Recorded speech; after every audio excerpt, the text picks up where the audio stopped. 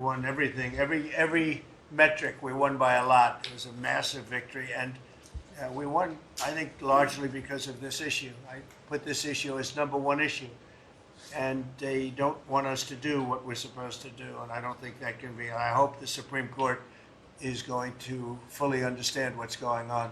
We have to get the criminals out of our country, and that's the basis under which we won the election. Core GDP, and this is, you probably saw some numbers today, and I have to start off by saying that's Biden. That's not Trump, because we came in on January, this is quarterly numbers, and we came in and I was very against everything that Biden was doing in terms of the economy, destroying our country in so many ways, not only at the border was more obvious, but we took over his mess in so many different ways. Core GDP, removing distortions from imports, inventories, and government spending, was up plus 3% when you add it. We had numbers that despite what we were handed, we turned them around, and we were getting them really turned around. Gross domestic investment was a whopping 22%. Now, that is a number that people are coming in at numbers. For instance, I just walked in, I heard Samsung is now, because of the tariffs, they're going to build massive facilities in the United States. If we didn't do the tariffs, they wouldn't be doing that. So it takes a little while to get those facilities built, but they're coming in with big numbers. They're all coming in with big numbers. We have more money being spent than at any time in the history of our country. We're up to close to $8 trillion, I think I can say. And really, it's going to be a lot higher than that. Those are just the ones that we know about. 8 trillion. I'm not going to say, but I'm not sure if Biden did $1 trillion for 4 years, 1 trillion. But we're at 8 trillion for 2 months, because let's give us a pass on the first month. We were sort of getting a little bit used to things, right? But after 2 months, we have $8 trillion. There's never been a number like that. And that includes chip companies, car companies, every form of manufacturing, high-tech companies. Nobody's ever seen anything like it. So $8 trillion. I can talk about gross domestic product, gross domestic investment. I can talk about a lot of things, but to me, the biggest numbers, the kind of numbers that are, and these people are coming in. Our Secretary of Commerce spent the weekend, he went down to Arizona to see what was happening with the biggest chip company in the world. And he said, Howard, you've never seen anything like it. Amazing. Do you want to just describe what you saw? So they're investing $165 billion in 1,100 acres in Arizona, and they're building the highest tech chip manufacturing, semiconductors, and 4,000 employees. American tradecraft, right? Technicians doing every kind of work. The classic foundation of America is building it. They had 14,000 people. They're expecting 40,000 people to build the rest of their plants and to employ 20,000 people for the rest of the time. And This is never all s- driven. You never saw a site like that. And this is all driven by your tariff policies. No chance this be happening without you. It's going to be about 40% of the chip market from that one section, and this is the biggest chip maker. They have 99% of the market. They come from Taiwan, and unlike the CHIP Act, which was done by Biden, where they hand everybody billions of dollars, the thing they don't need is money. They got plenty of money. What they need is an incentive to come in, and the tariffs, they're building because of the tariffs. If without the tariffs, and I like to say they're building because of November 5th, the election, and the tariffs, but I'm going to be a little more blunt. They're building because of the tariffs, and November 5th gave them the tariffs. So it's amazing when you look. And these are not companies that go out and say, well, we're going to build, we have to go get our financing. Let's go. Like we would, in New York, everybody would look, you get a building site, and then you'd look around for money. You'd look around for financing for 6 months. You'd get your financing. You'd build your building, the market would be good, you'd make money, the market would be bad, it wouldn't be so pretty, you'd have to negotiate, blah, blah, blah. This is different. These people have so much money, they don't know what to do. I asked Howard, did they finance it? No, they do it through cash. And they say that site, and they just started, they just announced it like a month ago, and they've already started. He said, I've never seen a site like it, so big. So, you're talking about essentially a $50 billion building. Now, if you build a warehouse for $50 million, that's a big warehouse, Scott. But $50 billion building, that's a lot. They're building the electric, they've become a utility. And I'm giving them the right to become. They're going to build their own electric, they're going to build their own electricity, which they need tremendous amounts of electricity. They're going to build it themselves. Anything they have left over, they'll hook that into the grid. But the grid is old and they're unreliable and bad things can happen to grids. I said, if you want, you can hook into the grid, but that's a little bit risky. Or you can build your own electricity and become your own utility. And they, I think in all cases, are deciding to do that. So it's very exciting, and we have a lot of things going. We took over on January 20th. These are quarterly reports. We took over on January 20th.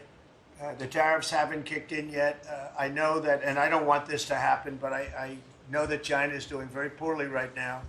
I just saw some reports coming out, and I don't want that to happen to China. I like the president a lot, President Xi. I don't want it to happen. I was actually saddened to hear it, but they are getting absolutely hammered in China.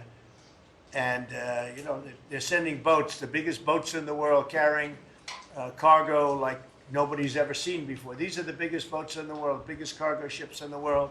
And they're coming and they're turning around in the Pacific Ocean. They're doing a big U-turn and going back because they don't want the goods, because 145% tariff. But at a certain point, I hope we're going to make a deal with China. We're talking to China, but their factories are closing all over China because we're not taking their product. We don't want their product unless they're going to be fair with us. And that includes intellectual property and other things. There are a lot of things far beyond just buy, sell. So we'll see what happens. But, I was not, because somebody said, well, were you happy? I said, I am not happy. I want China to do well. I want every country to do well. But they have to treat us fairly also. So with that, I think we're going to maybe go around, and we have some letters where the secretaries and people around the table are making statements about how they're doing and what's happening. And I could start with Pete on the left, because he's my least controversial person at the moment. No, they don't know how good he is. So we'll go around the table and you can hear it. And these are cabinet meetings where they're very open and transparent. And I can guarantee you Biden didn't do this. He didn't do this. Go ahead, Pete. Well, Mr. President, I think we're controversial because we're over the target. And like so many things, Mr. President, you inherited a demoralized military that couldn't recruit, that was perceived as weak after what happened in Afghanistan and elsewhere because of Joe Biden. And what we have seen since your election and the inauguration has been nothing short of a recruiting renaissance. Decades, it hasn't been decades since we've seen this kind of recruiting in the Army, the Navy, the Marine Corps, the Air Force. The men and women of America want to join the United States military led by President Donald Trump. And the police, by the way. Absolutely. And fire. I always mention the fire, but the police and fire, likewise they have waiting lists now, and 6 months ago was a disaster. Truly historic. We can barely absorb the volume and retention as well. Men and women in the military who don't want to get out now that they have a real commander-in-chief. We're reinforcing standards. We're going to be fit, not fat, in our formations. We welcome back all the folks that were forced out because of the COVID mandate. We've ripped wokeness out of the military, sir, DEI, trans, and it's Fort Benning and Fort Bragg again at the DOD. We're rebuilding the military, sir. The Golden Dome is well underway. F-47, reassuring allies and deterring enemies. We found nearly $6 billion in DOGE savings that we're going to reinvest, including $50 billion from the Biden administration focused on things like climate that have nothing to do with lethality and warfighting. And we will have, as you said, sir, the first $1 trillion budget that we plan to spend wisely on behalf of our warfighters. From day one, sir, we've helped get 100% operational control of the border, coming alongside DHS and CBP. We've got 11,000 troops on the border who now, because of the new national defense area, sir, can help detain illegals at the border and hand them over to CBP. It used to be if you saw camouflage on the border, they could hold binoculars, and that's it. And now we can detain and assist, and we're going to get 100% operational control of that border. Our NATO allies know they have to step up. The Houthis in the Middle East are feeling the weight of American power, and we're deterring communist China. So because of your leadership, sir, I believe we're making the military great again. And I thank you. Thank you very much. Thank you, Pete. Howard? So I have the pleasure of running the Investment Accelerator, which gets to recruit these companies. And you've never seen anything like the companies committed to building in America. Technology companies have committed over $2.5 trillion to build in America based on your tariffs, right? Sovereign countries, all backing, the whole Middle East and all these countries backing their sovereign wealth funds. They all want to invest in America, and they're coming in, again, over $3 trillion committed. So just those two topics, you're at $5.5 trillion. And then you've got the whole pharma industry knows it's got to come home because America pays for all the drugs of the world. So the pharmaceuticals have to come home, right? Autos coming home, industrials coming home. So, you know, we've got to train, and your great Secretary of Labor together and Secretary of Education together, we're going to train the workforce to build America. It's unbelievable. We've got so much, as I travel around, the attention on the Trump Gold Card. I mean, it makes me very popular. Last night, I was out to dinner, and someone came up and said, can I buy 10? And how do I buy 10? And I'm like, it's pretty good. It's $50 million for dinner. So, you know, I was paying for my dinner. The External Revenue Service, right? You've got the tariffs and the hundreds and hundreds of billions of dollars coming in to build the External Revenue Service. That our objective, of course, is to replace the Internal Revenue Service and let those outside countries trading with us, let them pay their fair share to America. And then, of course, you got rid of de minimis. And what happened is these foreign countries were sending in little packages for free and knocking out our mom and pop businesses across America. You put an end to it, and you're going to rebuild the mom and pop and the small business of America. You're their president, and I'm proud to support you. It's very important. De minimis. It's a big deal. It's a big scam going on against our country, against really small businesses, and we put an end to it. Mr. President. Please. So, CAFE standards, we have the fuel economy standards on vehicles that are going to go to 50 miles per gallon. We are going to rewrite those standards, bring it down to something that's far more reasonable. Elon's fine with that, I hope. But it's going to drive down. It's going to drive down the price of a car in America, making cars more affordable for families. Also, Biden had the social cost of credit when we build infrastructure, roads, and bridges, adding 3 to 5% on infrastructure costs. We've gotten rid of the social cost of carbon, driving down the cost to build roads and bridges across the country. We have what is called follow the law. So we have so many states and municipalities that don't follow the law. So whether it's DEI, discriminating against Americans, whether they give illegals driver's license, or their sanctuary cities or states, if you don't follow the law, if you're giving license to illegals, if you're having DEI policies, we're not going to fund your projects. So you got to certify in your state or in your city to get road and bridge money or rail money that you're actually following the law, which includes the executive orders from you, Mr. President. We're cutting back funding. We send research money, Mr. President, to universities to do research on more equitable and sustainable transportation systems. Projects that'll use data and public opinion to inform policy and infrastructure and technology benefiting diverse communities, including women and gender nonconforming people. Just stupid wastes of money. We're pulling that money back from universities. We should do good research if we're doing research in universities. And then one last thing, air traffic control. We don't have enough air traffic controllers. We're about 3,000 short. We're working on an agreement with the union, so when controllers become retirement eligible, we're going to cut a deal to try to get them to stay longer, to stay in the tower. And then we have a plan to put more butts in seats in Oklahoma City, so we can get more students through the academy and into towers as well. It's going to take us a while to do that, to train them up, but we're in the process before our 4 years are done. Well before that, we're going to be at full capacity. Joe, do you want to tell them about, I think we have to bring it up, we have very obsolete equipment for air traffic controllers. The equipment, the towers have horrible equipment. It's been renovated for years. The money they spent over the last 4 years, this Booted Edge did a horrible job. They wasted billions and billions of dollars hooking up wire equipment to non-wire equipment to satellite equipment, and you're not, a third grade student would know it doesn't work. You can't work. And they wasted tens of billions of dollars. But we want to put a brand-new air traffic control system in, and you might want to Yeah, describe so that, please. This, you and I have talked about this. It's a state-of-the-art system, envy of the world, and it's. I mean, listen, our system is safe, but you would have hoped someone would have seen that there's a problem with fixed-wing aircraft and helicopters coming in at DCA. Someone should have seen that before we lost almost 70 lives.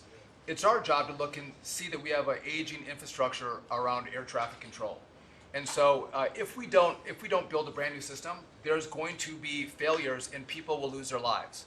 And so, we need the help of Congress to help fund this. But it's going to be all brand new. And after you build a brand new system, we have the bedrock and the foundation to actually build on top of it. But no one has done this, Mr. President. There's Band-Aid fixes that have happened over the course of 20 years. You can't have a Band-Aid fix. It doesn't get done. It has to be brand new. The technology, it looks like it's out of a 1980s movie. Old computers, floppy disks. We're using copper wires, not fiber. So there are great solutions we have available. That, by the way, everyone's sick of their delayed flights or their canceled flights.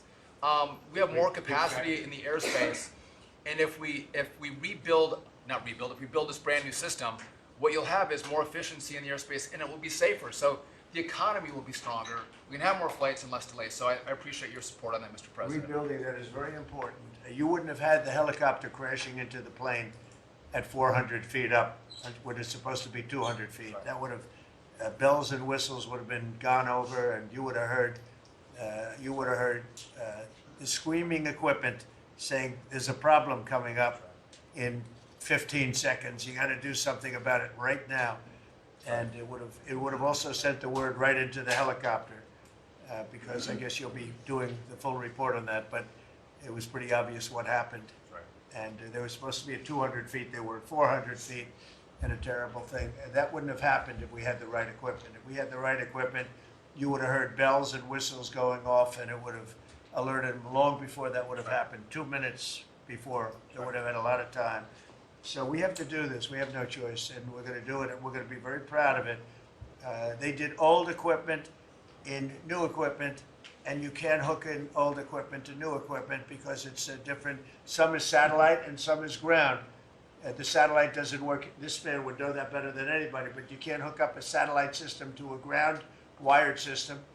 And if you do, you're wasting a lot of money. They spent billions. This is Buttigieg. They spent billions and billions of dollars trying to patch a system together. They had hundreds of different contractors, and the contractors were all fighting with each other. We're going to have one great big contractor, like the great big beautiful bill, which is going along very well. I guess I like great big beautiful, but we're going to have one great big beautiful contractor, whether it's maybe Raytheon, maybe IBM, maybe it could be any one of 4 or 5 different groups, but you put one in charge. They're very big, very powerful monetarily, and they give you a guarantee, and they hook up everything. They do every single thing. So they're responsible for the digging of the ditches and the fiber and every single element. And it's one system that's hooked in. It's not all these hodgepodge systems that don't work together. And it's just a shame. I mean, it's basic construction, but it's complex stuff. And there are a few companies that do it unbelievably well, and we're going to have that. So, good job, Sean. I know that's your big project. And Mr. President, no one has done it because it is complex. It's hard to do because as you're building a brand new system, you have planes taking off and landing. And so because it's complex, no one has done it, and you've given the directive and the support to make this happen. So thank you. Well, ours is going to be an all-new system. It's going to all hook up. It's going to be the same. The same tower is going to have the same equipment. And all towers all over the country, all over the world actually, mostly, are going to be hooked in together. And when there's a problem, when planes are too close, you will hear a sound that's very ear-shattering. And I've heard it. And it's amazing. I mean, honestly, it's amazing. It's real genius stuff. And we didn't do that. What we did was just waste money. You could have just thrown it right out the window. What they did in this last 4 years was disgraceful. Whether it was the border or this, you can name 100 different things. The worst administration ever. Okay, Thank you, Mr. President. thank you. Mr. President. Secretary? Thank you. Yeah, Mr. President, thank you. And I think one of the things that I want people to understand about the VA is we're part of the national security interests you have, and you've laid the groundwork for that with leadership and making sure that with the Secretary of Defense and myself, we take care of veterans on two ends, one when they come in and one when they served and have earned the benefits that we have. And one of the things is if we're not doing our job on our end, then the recruitment and all goes down on the other end because we have a full spectrum. That's what leadership is about. What we found, speaking the last 4 years, is we found an administration that wanted to throw money and people at problems, but they didn't want to put leadership in.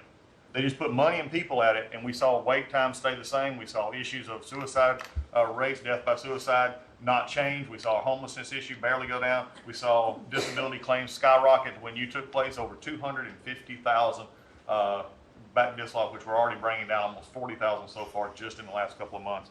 But we've also put back what you, and I was in Congress when this happened, and I was glad to see it. The Mission Act is back front and center at the VA. We're actually doing community care. We're actually giving the veteran the choice that they've earned and they've deserved, whether they can get their VA care inside our facilities or in the community. It's their choice. It's VA care. We're going to give them the highest quality care wherever they want to go. Also, we're expanding out options for treatments and others for those that are new. We're experimenting and looking at new counseling ideas, all new drug techniques that we can help with PTSD, TBI, the things that are affecting our veterans right now. But also, we've taken the leadership to take people and bring them back into work where they're actually communicating. They're back in our offices. We put thousands of people back in. We're processing more claims daily than we were in the last little bit, hit 1 million before has ever happened, and we're actually bringing it down. And I've actually taken our deputy secretary, and he is actually handling a strike force now to bring down that disability claim, plus our regular work that we're having done. We've also taken almost $300+ million and taken it out of contracts that we've all heard about so far. We were doing contracts for meeting notes and PowerPoints, and if our folks didn't know how to do meeting notes and PowerPoints, go online and learn yourself. We're not going to pay for it anymore. And we took $360 million and put it back into community care and also our health records management system that we have. We've opened 6 new facilities just in the last little bit so all the media who wants to talk about how we're hurting healthcare, we just opened 6 new facilities. By the way, thank you, you're welcome. As we go from that we've continued. We've also took $11.6 billion in ceiling values of contracts and terminated that we did not need, resulting in significant cost avoidance for the future, but also still maintaining the ability to take care of our patients and also our disability benefits. We've also gotten unity again. We did away with $14 million in DEI spending. We've ended gender dysphoria treatments. We phased that out. All directed the savings from that go to paralyzed veterans and amputees.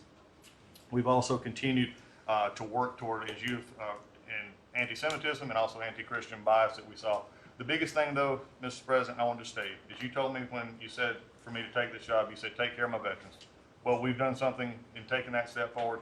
The veteran is back first at the VA. The VA is not about itself anymore. We're not a self-feeding animal. It's about a service organization that takes care of one of the best that we have, and that's our veterans. And that one, Mr. President, we're just getting started.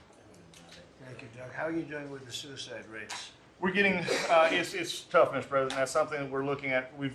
This is something that we've had $588 million has been spent over the last, especially 4 or 5 years to be prevention, and yet the numbers stayed at 17 or 21, wherever you want to have it. We're now opening that back up, taking in nonprofits. We're bringing in others who have things that are actually looking at. I've worked with Secretary Kennedy and others on the idea of we're opening up the possibility of psychedelic treatment and others that give us an opportunity. We got to research it, make sure it's good, but it's opening up that possibility. And I think, again, veterans are understanding now that we're putting them first. When I go to these hospitals, they're actually coming up saying, thanks, we're back in where we need to be, and we're seeing a workforce develop. So suicide is going to come down. It's also going to take some transition stuff that your Secretary of Defense has been very helpful on. We've got to transfer them out of the military so they come to us better, but we're working on that. Thank you. Jamison? Mr. President, it may come as a surprise, but this has been the busiest 100 days in the history of the office. In history. In You know, this is the biggest deal ever done. If you sold IBM, ExxonMobil, and 5 other companies together, it's peanuts compared to what we're doing. This is the biggest deal ever done financially in the history of the world. And I think we're doing great. You're going to see some big, big results. Go ahead.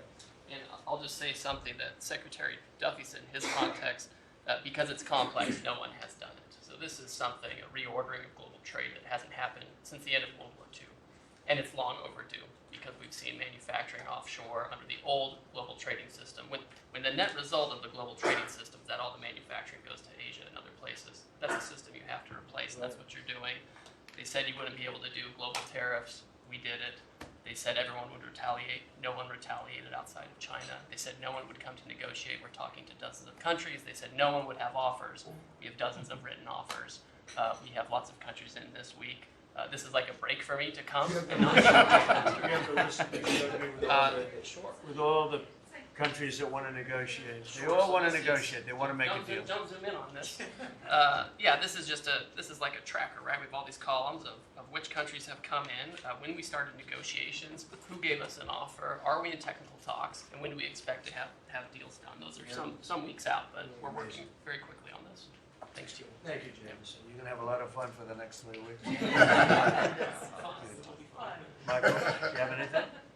Mr. President, the last 4 years, the world experienced a total lack of zero leadership under Biden, and then we've had 100 days of your leadership with respect, with strength, starting with there'll be all hell to pay if you don't let our people go. Dozens, over 40 Americans have come home under your leadership. Far more terrorists are no longer threatening the homeland under your leadership, pulling all of these agencies together, including the evil individual responsible for the Abbey Gate bombing, and to sit with the 13 Gold Star families, and you showing that follow-up and that justice has been incredible. But pulling this great team together, Mr. President, everything from revitalizing shipyards to cyber to space, that takes this entire team working together. It's an honor to serve you in this administration, and I think the world is far better, far safer for it. Thank you very much. The Abbey Gate is really important. This was a horrible thing that destroyed the image, frankly, of the Biden administration. What happened there was a disgrace. It should have never happened, and Pam is working very much on prosecuting that person. We have the person, and he'll do well. I have no doubt about it. Thank you very much, Michael. So the CIA, I don't know, Ratcliffe, I don't know if he's going to say anything. He's probably the one person here that's not allowed to talk about the great job he's done, but go ahead anyway. Mr. President, as you know, at your direction, the CIA has deployed our unique covert action authorities in various places and continents to successfully advance your national security and foreign policy priorities, to advance peace, to end wars, to take terrorists off the battlefield, and to keep illicit drugs from coming into this country and harming Americans. Unfortunately, as much as I would love to detail your accomplishments in that regard, we can't do so in front of this crowd. But you and I both know, Mr. President, that you have had a profound positive impact on America's national security posture, and Americans are safer because of your leadership. What I can talk about publicly is, as has been mentioned, the CIA provided the intelligence that led to the apprehension of the Abbey Gate bomber, who is now being prosecuted by our great Attorney General and providing a measure of justice to those 13 families that suffered as a result of that disastrous Afghanistan withdrawal during the last administration. In addition, at your direction, Mr. President, the CIA has negotiated and secured the release of Americans like Mark Fogel and Ksenia Karolina, who have been wrongfully detained, sending the message that you will forget about no Americans that are being held in other places unfairly and unjustly. And finally, Mr. President, the CIA is being restructured at your direction to focus on our core mission and to eliminate the well-documented politicization that has taken place in the intelligence community from bad actors in the past, to focus on our core mission and to make America safe again. Thank you for the opportunity, Mr. President. Good job. You're doing a great job. Thank you very much. Russell? We're obviously involved in a number of budget bills that are moving, trying to make sure all of your priorities are reflected in the reconciliation, working on our upcoming budget. Wonderful job by the entire cabinet on that front. Details soon on that front.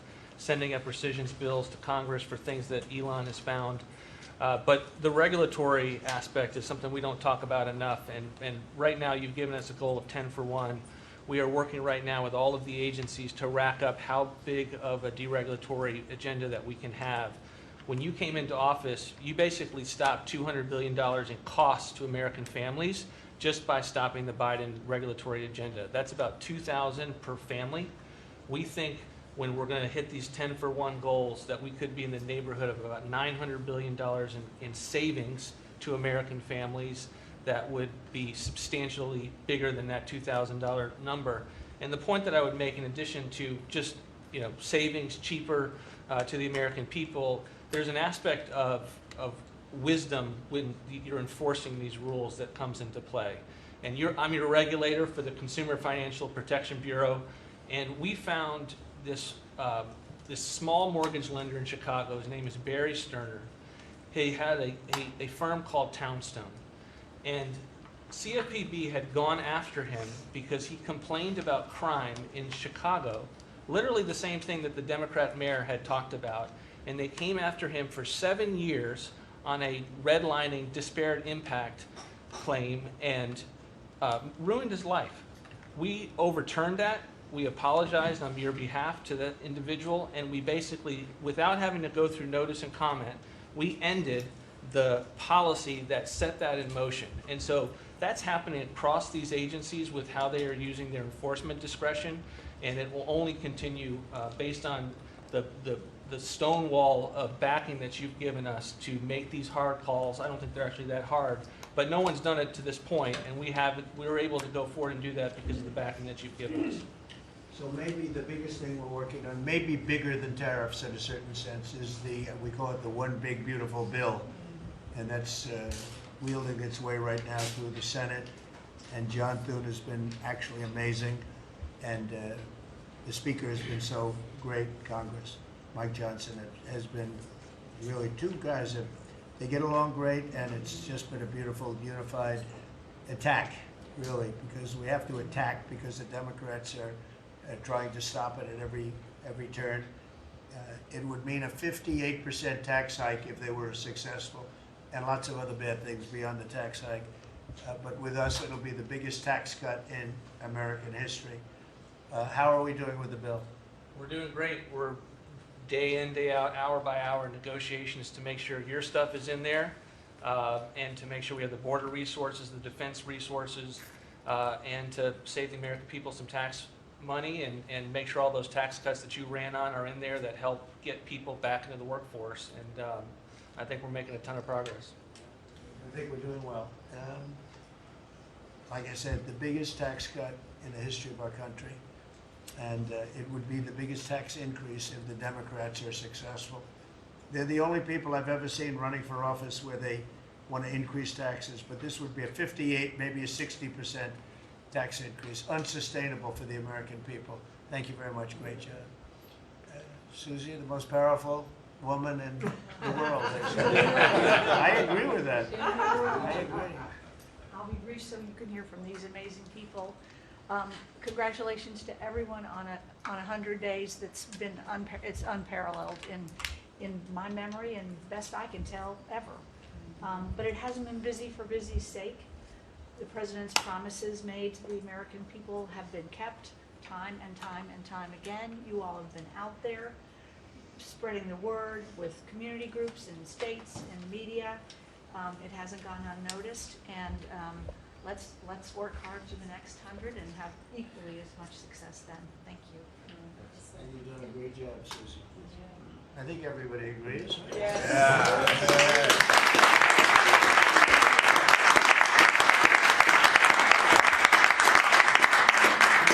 If you have anybody that disagrees, please. In front of the media. Please raise your hand if you have the courage to do so. Anyway, go ahead. Yes, sir, Mr. President. Thank you. And you made it very clear that you wanted to put America first. And also from day one, you wanted to make housing affordable again, because we do have a housing affordability crisis in our country. And so at HUD, we've been cutting all the red tape and bureaucracy as it pertains to housing affordability and unleashing creativity of our builders and developers around our country and restoring local control. We took down the affirmatively furthering fair housing rule, as you know, which was a zoning tax from Washington. So no longer will Washington be picking winners and losers, but localities and elected officials in different states and cities will have that flexibility. Also, you alluded to securing the border, and such a great job has been done with all of our partners at the table. And at HUD, we want to make sure that the resources that we have now, which is American taxpayer dollars, in the Biden administration, they prioritize illegal aliens over the American people. And so we signed an MOU with Secretary Nome at DHS to make sure that HUD-funded housing only goes to American citizens, and no longer will it go to illegal aliens coming across our border. We have about 9 million people living in subsidized housing in our country. 59% of illegal alien families use some sort of welfare program, costing us $42 billion a year. And so we have prioritized American and American people only to live in HUD-funded housing. And also to make housing affordable, we also signed a partnership with Secretary Burgum at DOI to use underutilized federal lands, as you campaigned on and promised, to identify those lands to build affordable housing in our country so that people can realize the American dream. We also restored biological truth, as you did in sports. We have the equal access rule at HUD, which we took that rule down to ensure that at women shelters, that those that enter those shelters would be of the same sex, and that we would protect the ladies of our country. No longer will those that identify as women but are not women be able to enter our shelter, so that we can protect the ladies that we serve. Along with our DOGE task force, we identified over $2 billion in savings. At HUD, $260 million at HUD were just in contracts, $4 million were DEI. And so we took those contracts down and de-obligated and sent back $1.9 billion back to the Treasury for the American people. Again, we want to be good stewards over the American taxpayer dollars. And so, Mr. President, thank you for your leadership in this. And we have a tremendous team at HUD, and I'm so grateful to be part of this team around this table to take care of the American people. And I consider it a great honor and humble to do so. Good job. Yes, sir. Thanks, Steve. Yes, sir. Appreciate it. Look. Well, I'm not sure if anyone's heard, but the price of eggs is down. I know it's news. Listen, sir, today on, as we celebrate the 100th day, I think that it's just such a joy and an honor to continue to do this work, so thank you for that. We have been obviously very focused on the cost of groceries, specifically eggs led the way, as you have so eloquently discussed over the last few months, and we're holding tight on a very significant decrease, which is great, and investing where we need to there. As I mentioned before the press came in, we have had a massive issue with Mexico on water, getting water to our farmers along the border for decades. When I worked in Texas 25 years ago, we were fighting with the Mexican government over the water then. You got involved about 2 weeks ago. That evening I started conversations, and as of just a few days ago, thanks to Secretary Rubio's great deputy secretary and I have been negotiating, and we hit the best deal I believe in history on behalf of our farmers, and thanks to your leadership and your strength on that. And that's a really big deal long term for those farmers in the southern part of the country. On the energy side, I know we've got Secretary Burgum and his partner Secretary Wright, but we often forget that agriculture has a major piece of the energy dominance agenda, not just timber, not just minerals, but biofuels. So we continue to support that great leadership coming from those agencies and doing hopefully our part as well, and they've been incredible in that. Our farmers have been hurting under the Joe Biden administration. There was a 30% increase in the cost of input, so the cost of doing business for these farmers over those 4 years. When we left the White House the first time 4 years ago, we had a $0 trade deficit with our agriculture products. After 4 years of Biden, that hit $50 billion because they just didn't make an effort. And so obviously that's $50 billion less dollars at a time of very thin profitability for our agriculture community. So the Congress passed because the last administration didn't get a farm bill done either. The farmers were hurting there, so Congress stepped in. I say all that and basically said $10 billion to move out. USDA, fastest in history, that money went out to those farmers that couldn't make plant their crops. And so I'm really proud of that, and you'll hear a lot of that from the farmers today, that this USDA is moving more quickly than any ever before. And we're not organizing money based on the color of skin and other ways, which was how the last administration was moving out. We have canceled $6 billion in contracts thanks to our great friend Elon Musk and his Doge team. A lot of those were DEI, gender, studying transgender mice. Who knew? The racism in pest management, we've canceled all of it. We're going through a major restructuring. USDA is one of the biggest agencies. It's sort of a catch-all, and we're really downsizing and aligning around putting farmers first, which is really important. A big part of USDA, though, is food stamps. It is perhaps one of the largest, if not the largest, welfare program, and it's a supplemental nutrition program. Secretary Kennedy and I have been working very closely. We were in Texas yesterday talking about nutrition and agriculture. You can't make America healthy again without your farmers and your ranchers as your partner. So ensuring that our food stamp program and those at the bottom end of the socioeconomic ladder really have access to nutritious foods as we're facing an obesity crisis and a chronic disease crisis, which I'm sure Secretary Kennedy will touch on. And the final thing I'll say is this morning, Secretary Noem and I, together, and I brought a picture because I think this is important and it goes to why we're here. This is a South Dakota ranching family named the Mods. They are a fifth generation ranching family. Charles Mod, in his 30s, bought the ranch from his granddad, I'm going to show the press, when he was 17 years old. Those beautiful children, Lyle and Kennedy, his wife Heather. Under the Biden administration, they had, of their several hundred-acre operation, they used about 20 acres and had a fence that had been there since 1910 when their family took over the ranching operation. There had never been really any problem that had been brought to their attention. Perhaps there was a minor dispute over, again, 20 acres. This family was indicted, prosecuted, threatened with jail time, told to find guardians for their children over a fence line dispute that the Biden DOJ pushed forward. So this morning, on the steps of the U.S. Department of Agriculture with Secretary Noem, who was their governor, as the governor of South Dakota, which is where these great people are from, all criminal charges were dropped, and really appreciate the Department of Justice. It was a really big day as we sent the signal that the over-criminalization and using government, and you know this better than anyone because you were in the crosshairs for so long, that those days are over and the regulation through prosecution is no more. And so this family is one of many that we'll now be talking to ensure that never happens again. Thank you. Thank very much. you. Great job. Please, Scott. Sir, it's been a momentous 100 days with you at the helm, and I view this 100 days as setting the table for peace deals, trade deals, tax deals. So the next 100 days will be harvesting. You've created negotiating leverage and leadership that are going to yield remarkable results.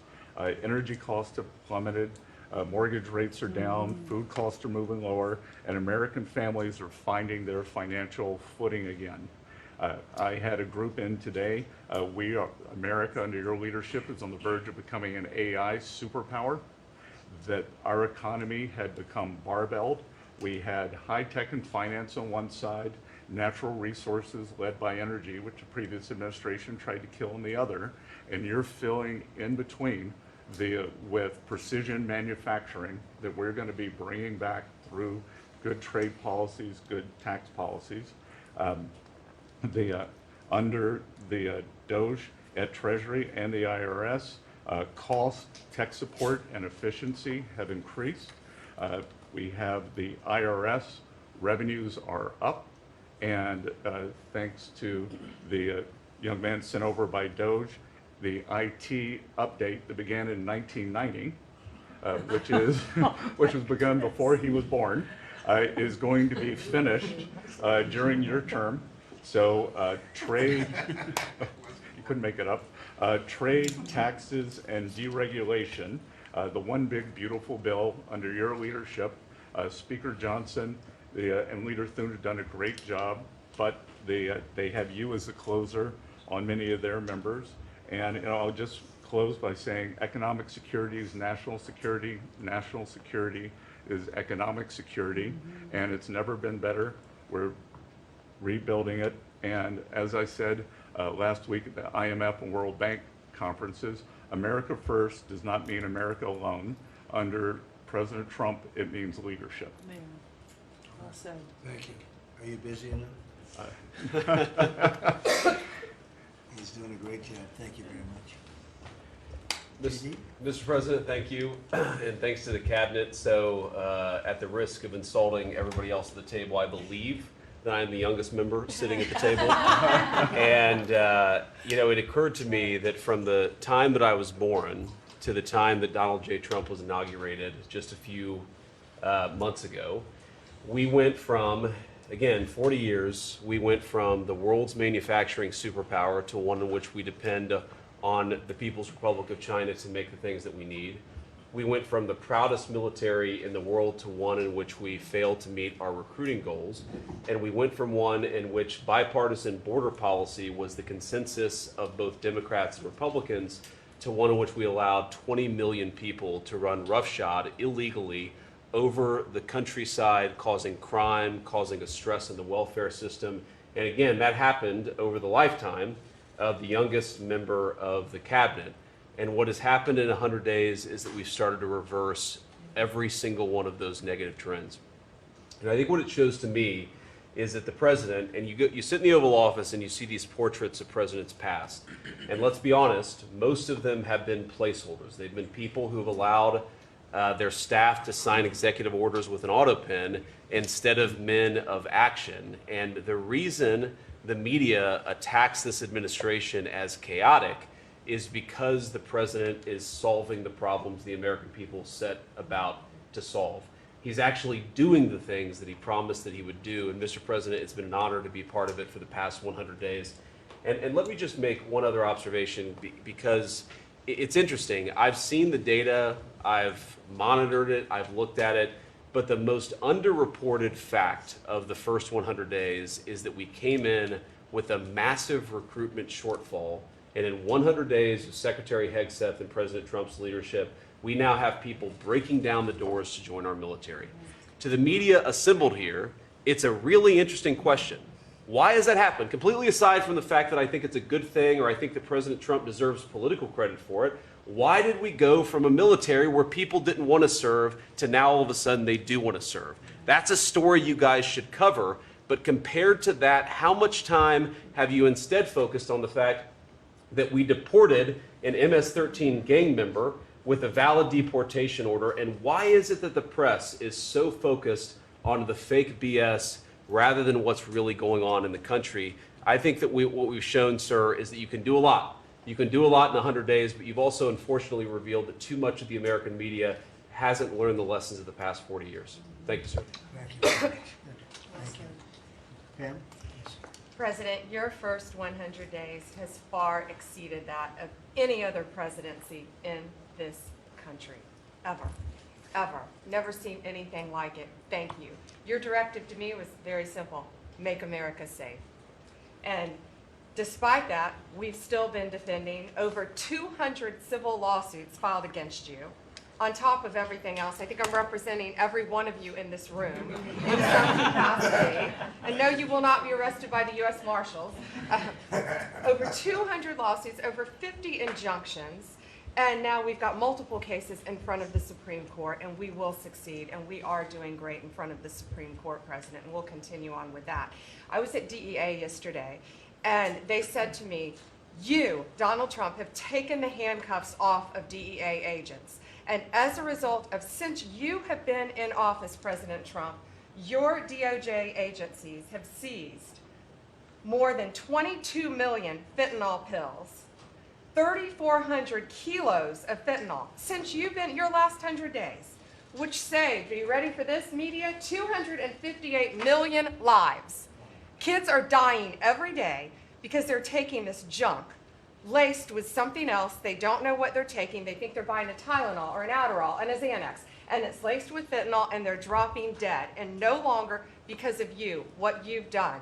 ATF, since you've been in office, President, along with DOJ agencies, seized 14,500 guns off the streets. Why aren't people reporting that? 651,000 rounds of ammo.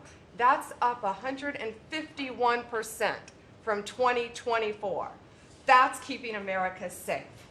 We've rescinded death penalty. We are now seeking the death penalty on cases. I'm signing death warrants.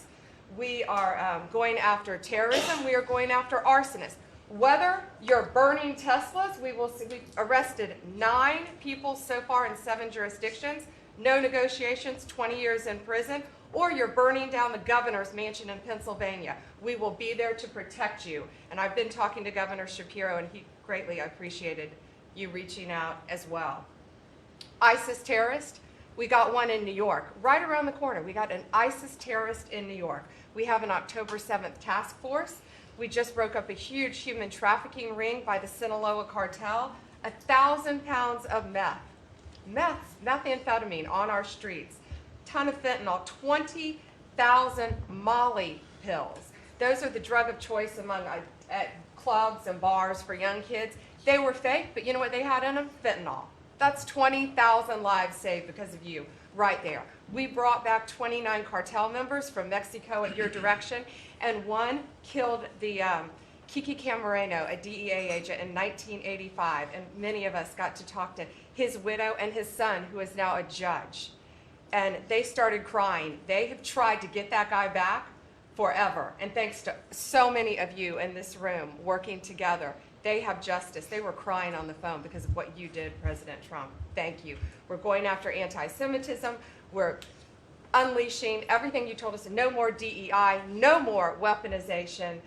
We have rescinded, as I said, 200 policies. And I could go on all day long, but we are doing everything in our power to keep America safe at your direction. Thank you. Thank you, President. You're really doing a great job. Thank you very much. Okay, let's go. Nice to see you, Mr. President. Well, first of all, I think what you've heard amongst this team is the leadership, because it's given us the latitude really to collaborate amongst each other, not only in this room, as Jameson mentioned, we kind of get a break for a couple of hours here, but we stay in contact actually every other day that we're working for you. And I think what that says is I was speaking to, for instance, the Farm Bureau of Texas yesterday. I'm not the Ag Secretary, but it matters to the workforce. I'm working with the other secretaries, Lutnick and McMahon, on education and the workforce investments that you've asked me to do. Because as you've come in and negotiated these great repatriation of these companies and the investments, we're going to need that workforce to build back this economy. And I couldn't see that more as I've kicked off my 50-state tour. We've been in 5 states so far. We'll finish all 50 states by the end of the year. And what we're talking to is the American workforce and these companies about what the market demand is. That's the difference, that we finally have made that connection. What do they need? How quick do they need it? And how fast can I get these either apprenticeships toward that 1 million that we've put that lofty goal. We've already added 80,000 new apprenticeships already just since January. So at the Department of Labor, that tour is kicked off, and I couldn't be more honored to be on the ground and see my colleagues that we're passing in the skies, but we're on the ground together because we're all collaborating together. One of the things that we're talking about, illegal immigration, I have put states on notice. I warned all 50 governors that if they continue to reward illegal immigration by treating unemployment benefits as a handout, they're going to lose their federal funding as well. We can no longer continue to give unemployment insurance to illegal immigrants, and so I've let those governors, and I sent out that letter last week. We also eliminated discriminatory DEI offices within the department, specifically the Office of Federal Contract Compliance Programs. Most of our federal contracts were really just to focus on DEI enforcement. We were really punishing a lot of these companies. If they weren't complying, they weren't going to have a federal contract. We've let go of that program completely. $4.4 billion in unspent COVID funds came back to the Treasury from the CARES Act. Billions were collecting thus in these coffers, in the state coffers. We've asked for that money back to return to the Department of Treasury. We saved $250 million by canceling America Last, is what I call it, foreign handouts, including funding for things like transparency and accountability for Uzbekistan cotton industry. It doesn't make sense that we're funding, these foreign And thank you to Yeah. Doge and to the government efficiency, what we have Yeah. found with the fraud that we're seeing. I mean, some of these things are so ridiculous, you can't believe it. No, I write them down and I Just read them based more on than once, cotton like this county farmers? should. Yeah, it doesn't It make sounds like sense. a comedy sketch. That's right. And so again, with the executive order, preparing Americans for high-paying, skilled trade jobs of the future, that's our goal. The trades is where we're being focused, but all companies, and we want to make sure we're on hand for that. And, you know, what I want to say is thank you to government efficiency, because you asked us, when this transitions out, will our departments and our agencies continue that government efficiency? And I think that we surpassed that in the Department of Labor. Out of our 14,000 federal employees, 3,000 have taken the DRP, and we offered it again. So over 21% have taken that offer. And we'll keep our critical workforce, MSHA, OSHA, and wage and hour, and make sure our workers stay safe. So with your leadership, Mr. President, I couldn't be more honored to serve. I know we were probably the last to know each other, but we're getting to know each other well. And the team that you have assembled is really an honor to serve with. So thank you, Mr. President. You're doing great. Thank you very much. Chris, please. Mr. President, you ran on unleashing American energy, and 100 days have shown the tremendous impacts that can arise from the unleashing you have enabled. I'll hit a few highlights. Number one, oil, gasoline, and diesel prices are the lowest they've been in years. How does that happen in 100 days? That's a messaging. Your message that we're pro-energy. We're not against energy, we're for it. That sends a message to the marketplace that supply is easier to grow now and supply will be coming, and that's already led to tremendous savings for American consumers across the country. And we need not only more affordable energy, but we need a lot more energy. One highlight I think a couple of us have touched on is AI. This is a new emerging critical industry that's very energy intensive. It is not acceptable for the United States to not be the leader in AI. We must win the AI race and lead in that, and that's going to take a lot more energy. If you had not won election, we would not have won the AI race. Full stop. Energy would not have been there to enable us to win. Reshoring of manufacturing. These trillions of dollars you led off with, it's going to come back to our country to make chips, to make steel, to make automobiles, to make artificial intelligence, to make all of these industries we've outsourced. That's only going to be possible with way more American energy. But we have that energy. We have those resources. We have those businesses. We have those capitalists. We just need to stop standing in the way of them and follow the lead you've set, which is to enable them, not to subsidize them, not to help them, to enable them to invest American money and create American jobs here. Regarding our balance of trade, the second largest export of the United States is liquefied natural gas. Second fastest. In the next few years, it'll be our largest export in our country. But yet, 18 months ago, the Biden administration had said, we're going to stop issuing permits for new LNG export terminals. That's just nuts. That's a great competitive advantage we have, huge balance of trade driver, a huge industry just coiled and ready to go. I just came back from Poland last night. They are thrilled that America is back in business again and that the rest of Europe can get off of Russian energy and can enable their own economic growth with secure, reliable, affordable energy from the United States. Also witnessed the signing ceremony for a deal between two large American businesses to build a huge nuclear power plant in northeastern Poland. The first of this design built in Europe. It'll be the first of many. I spoke with many other nations over there. They want to buy more American gas. They want to get American technology. They want to have a partnership with us. And they shared the message I delivered to Europe in my keynote remarks is that unleashing energy is the way you make your society safer, more prosperous, more free, and that these sort of over-the-top climate alarmism doesn't do anything to help the environment of our world, but it does impoverish people, it does reduce the security of your nation, and it makes you weaker. I think that's a constant message many of us around this table have brought to Europe. We want our friends in Europe standing up again and leaning in.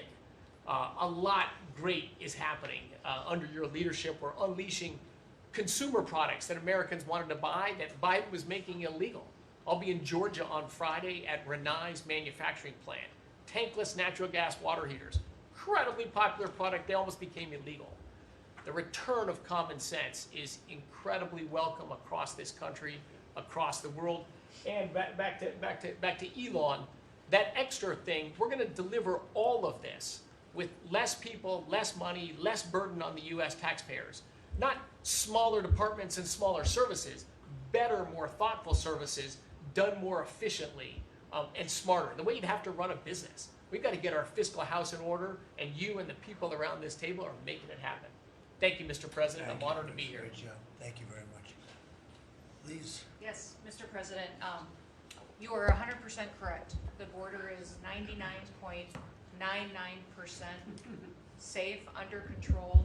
You have completely reversed the entire situation. In fact, the day before yesterday, I was down in El Paso, and those Border Patrol agents are so impacted by how you have changed things in a year. They have put up huge pictures that say, under the Biden administration, the mobs of people that were pushing through razor wire and trampling children, and the chaos and the violence that was happening at that same location, they have a picture there that says, this is what the Biden administration looks like, and this is what the Trump administration looks like. It's peaceful. People who do business between Mexico and America are coming through.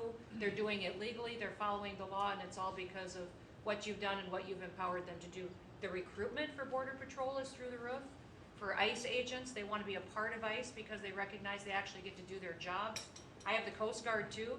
Coast Guard recruitment is up over 20% just in the last 60 days. Everybody wants to be a part of what the heritage is of this country. We've repositioned the entire Coast Guard fleet to focus on border and drug interdiction. As we've secured the border, the cartels have gone to the water and are going out in maritime waters to move their drugs into this country. The Coast Guard just in the last 2 months has taken into custody over 126 tons of cocaine, millions of doses of fentanyl. It's just amazing, and the aliens that they are deporting is incredible too.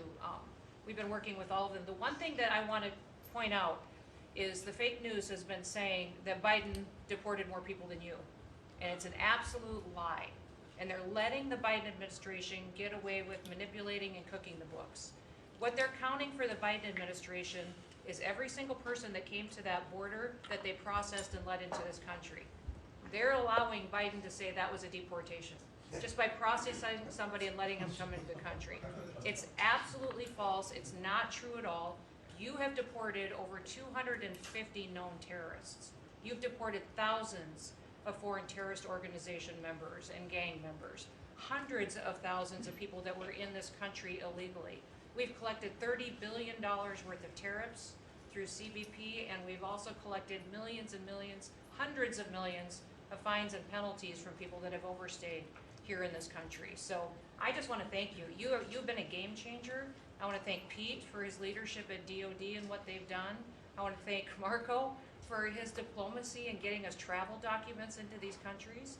Mexico has finally come to the table and now is going to take a lot more people that we're able to send back to that country. And the president of Mexico told me, sir, she turned around over 500,000 people in Mexico before they ever reached our border. We should be counting those as deportations because they never even made it to the border because she turned them around because you forced her to. So those are all people that never even came here because they got the message because you were so aggressive. So thank you for what you're doing, and every day we get to get up and do jobs that matter, and we appreciate that. Tom Holm is doing a great job. Oh, yeah, Tom's a great messenger for us. He just, Great. yeah, he's hardcore. Yeah, Good job. thank you. He is hardcore. Yeah, he is. No question about it. Kelly? Mr. President, it's such an honor to serve in this administration, and on behalf of Main Street America, for our 34 million small businesses that make up 99% of all businesses in this great nation, I have to tell you, under your leadership, Main Street is open for business again. They're thriving and they're investing. And the data that we have at the Small Business Administration, the loans that we're putting out, a record 26,000 loans in your first 100 days means that 2,000 small businesses each week are receiving that funding, that investment in the future. Small businesses create 2 out of every 3 new jobs in this country, and we've already seen under your leadership the jobs economy is back, manufacturing jobs are back. We've seen a 38% increase in manufacturing loans. We put out 1,500 manufacturing loans in your first 100 days. We saw startups increase by 54%, and we saw businesses under 5 people increase by 95%. So your leadership on the economy matters to every region of this great nation. I'll tell you on the manufacturing front, I'm out on a national manufacturing tour. We've met with 250 manufacturers, and as I walk through the factory floors, they all ask me to thank you for fighting for their jobs, for these industries, and for the people who are creating things from pharmaceuticals to aerospace, to food, and all these essentials that this nation needs to be independent and strong. And to that end, I'm working with Congress. We'll be announcing tomorrow an upsizing of our manufacturing loans to make sure that that economic engine, because 98% of all manufacturers are small businesses. It's incredible to walk through these factories that are really creating what you had in your first administration, the blue collar boom. It's now a new collar boom because it's the intersection of technology and manufacturing and what they can create for our war fighters, for our aerospace, for pharmaceuticals with less than 300 to 500 employees, sometimes 100 employees. I was at a factory in Georgia on Monday that is creating machines to help with the Iron Dome in Israel. Less than 50 employees. This is the engine of our economy. It's the heartbeat of our communities. It's the small businesses that helped elect you because they needed your economic agenda. So thank you, Mr. President. It's such an honor, and congratulations on an epic 100 days. I do have to thank Elon. I do want to note, we just cut $3 billion in contracts because of Doge's work. That's $3 billion that hardworking families that won't have to work until April 15th to pay for the waste, fraud, and abuse that we continue to find in this government on behalf of taxpayers. So again, thank you, Elon. Thanks, Dan. Thank you. Great job, Kelly. Thank you very much. Elon, I love the double hat, by the way. He's the only one that can do that. Get away with it. Well, Mr. President, you know, they say I wear a lot of hats. And as you can see, it's true. Even my hat has a hat.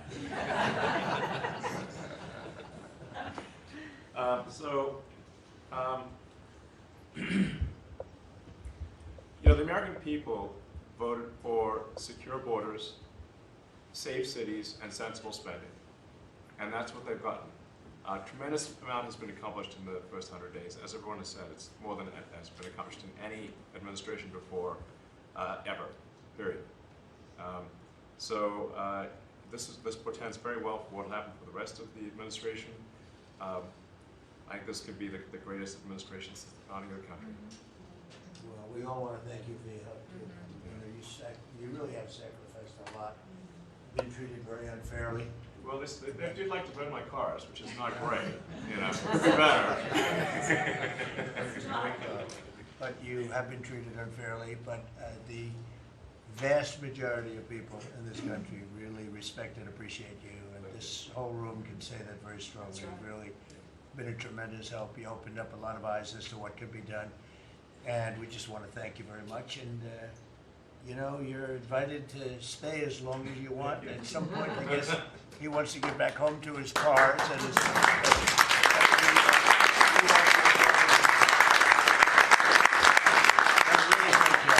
You've done an incredible job. $150 billion. Think of this. Yeah. It's 160 now. Yeah, Who's 160. counting? They said, oh, it could have been more. And a lot of stuff is being worked on. That number could be doubled and even tripled. A lot of things are being worked on that we don't count yet because it's not quite there. But you've done a fantastic job, and we appreciate it very much, Elon. You know, Thank you, and it's also an honor to work with your incredible cabinet. I just like to say thank you, everyone. It's great to work with you. Thank you very much. Thank you. Mr. President, congratulations on this truly historic first 100 days of your administration.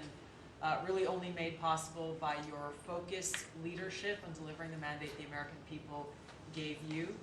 You've empowered all of us to deliver that mandate, and I'm grateful to have the privilege of leading the intelligence community towards ending the weaponization, politicization of the intelligence community that's gone on for far too long, and building out what is truly a lean and agile and effective intelligence community that is helping you deliver that promise to the American people of safety, security, and freedom. So, Mr. President, I'd like to highlight just 3 of the areas where we are helping to support your leadership and your work in making America safe again and bringing about these changes. First of all, because of your designation of cartels as foreign terrorist organizations, I took immediate action with our National Counterterrorism Center to prioritize their focus on those terrorists and gang members who are trying to enter our country through legal or illegal means, and to seek out those who already are here in our country because of the Biden administration's 4 years of open borders. We've been working very closely with your great Attorney General's team at the DEA to get these known cartels into our systems, to be able to stop them at the border, and turning over names to Department of Homeland Security and the FBI to be able to find those who are already here in our country. Just the other day, we found 700 alien terrorists who have ties to MS-13, Tren de Aragua, and the Sinaloa cartel. Just yesterday, our NCTC identified almost 600 individuals with ties to other terrorists who came through our borders illegally, claimed asylum, and under the Biden administration were paroled here within our borders. Secondly, Mr. President, like too many organizations in the federal government, the ODNI has become very bloated with too much waste and abuse going on within the organization. We've done a few immediate steps. We are doing more. The ODNI is 25% smaller and more lean today than it was when I walked in the door and when you took office. Secondly, we have just this morning actually shut down a human capital office. As soon as you issued the executive order to stop all DEI activities, we did that, shut down the DEI office. But we discovered this human capital office that was essentially a slush fund for DEI initiatives, hidden under the guise of human capital, that closed down this morning, saving taxpayers $150 million. We'll soon be announcing an additional $2.6 billion in savings with other programs and contracts that do nothing to ensure our national security interests. And lastly, we're working every day to hold the deep state accountable, to end the politicization, weaponization of the intelligence community. This past week, I sent 3 criminal referrals for illegal and unauthorized leaks to the media of classified intelligence for prosecution. We have 11 more that are under investigation.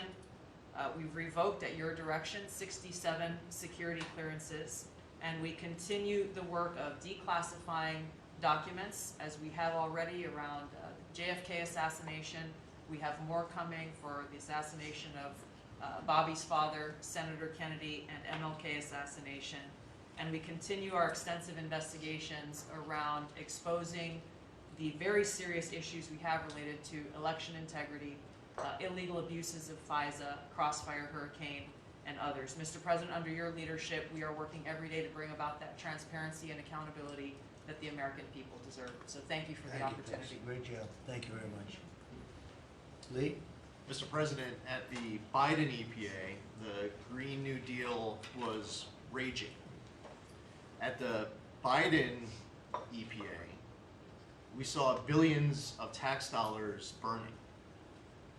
At the Biden EPA, we saw industries suffocate. But at the Trump EPA, the Green New Deal is dead. At the Trump EPA, we know that we can both protect the environment and grow the economy. I have 13 pages of accomplishments from our first 100 days in here, and in it, part of it is 100 environmental accomplishments at the Trump EPA. You don't have to take my word for it. We released it to the media this morning. Every single day that President Trump is in this office, there will be a major environmental accomplishment.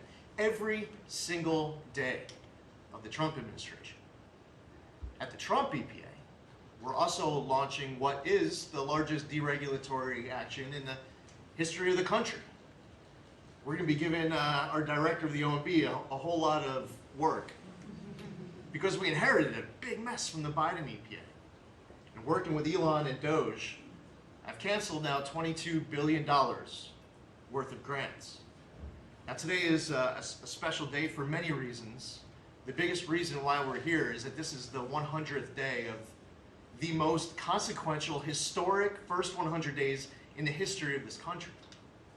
Today, while we're here, the House of Representatives is voting on Congressional Review Act bills, considering the EPA waivers that were given to California's tailpipe emissions, where California set their own standards.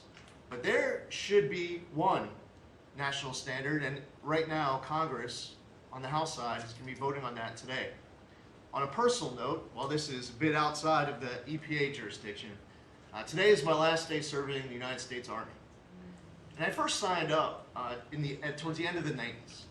And I've had a chance to see a lot of national security teams over the course of the last 27 years. There has never been a national security team ever assembled that had the backs of our warriors like this national security team right now. And we have never had a president so deeply committed towards ending foreign wars instead of starting new ones. There's a reason, Mr. Vice President, why everyone is racing to join our Department of Defense. We have a Secretary of Defense who, with all due respect to our great president, would probably rather be swimming with Navy SEALs right now, be running somewhere in the Middle East with our service members. And from our Secretary of Defense to our Secretary of State, our Vice President, and more. I just want to say thank you as a veteran of our military for assembling what is the greatest national security team that I have ever seen in my 27 years associated with the United States Army. Has Pete signed off on this retirement leave? Is that? Welcome to the VA with me.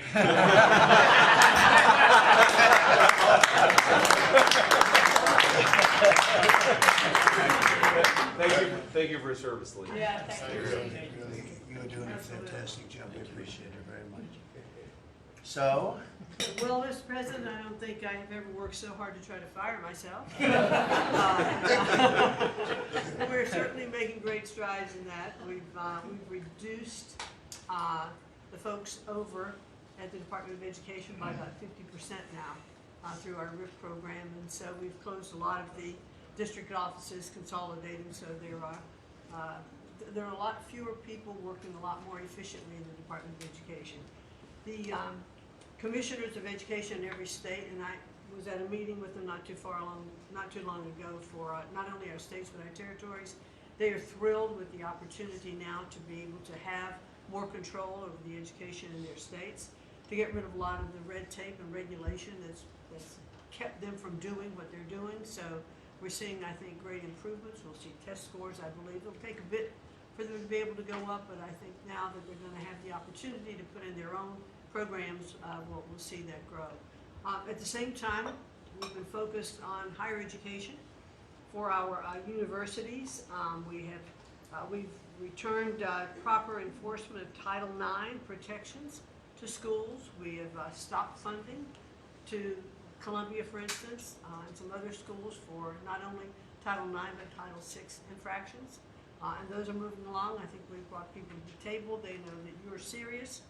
You meant what you said.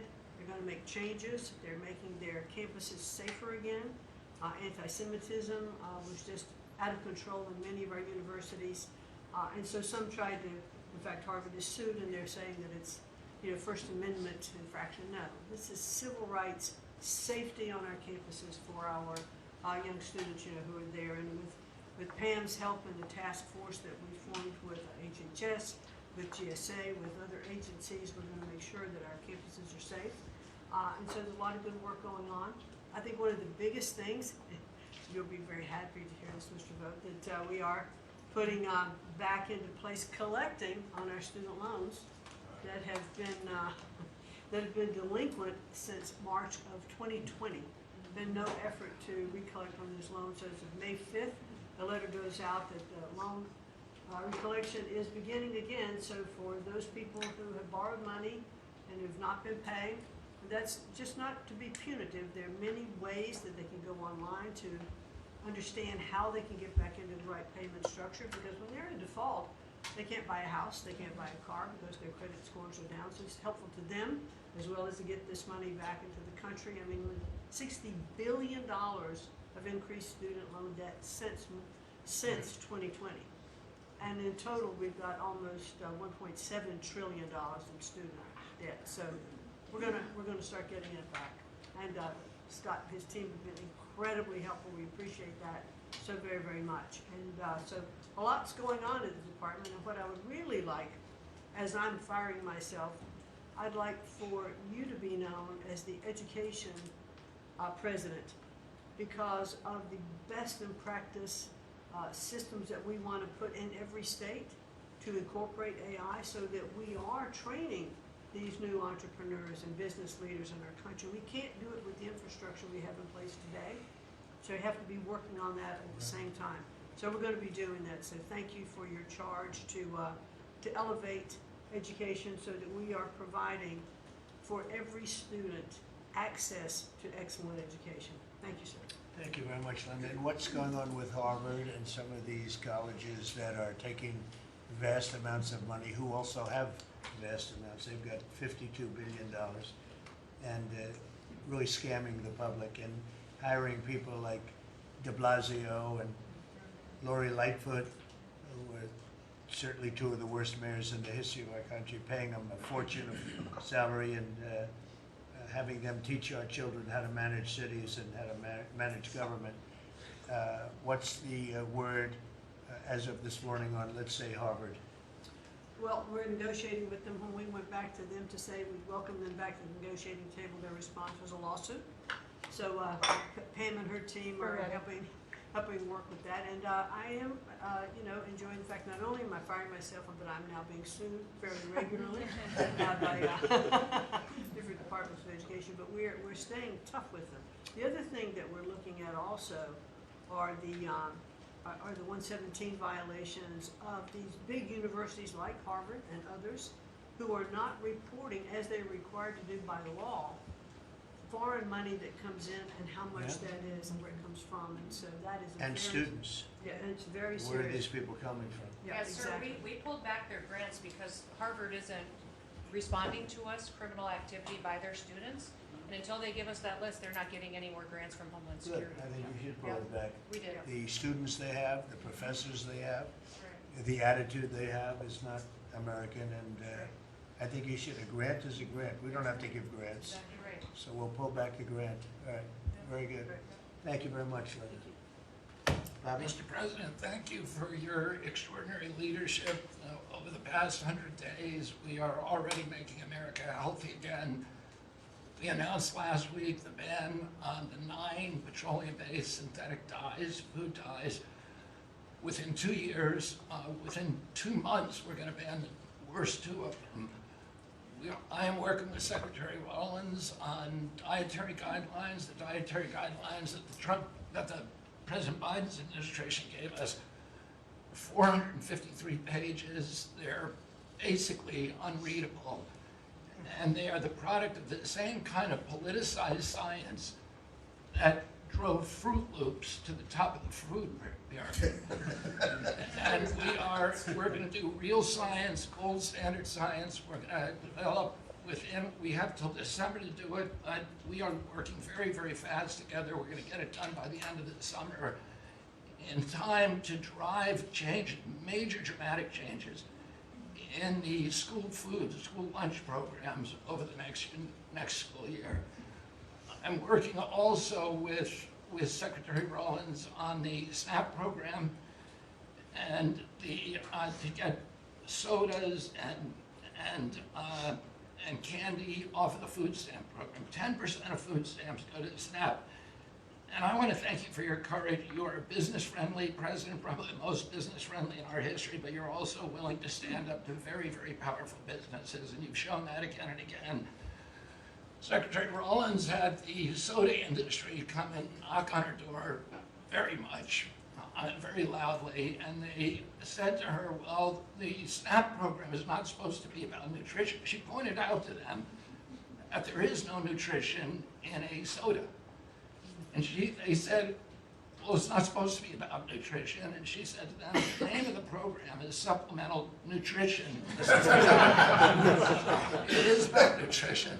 And we should, we have 38% of our kids are diabetic or pre-diabetic, and we are paying at both ends. We're paying for the food-like substances that make them diabetic, and then we're being bankrupt. We're spending $1 trillion a year on metabolic dysfunction. It's existential and it's not sustainable.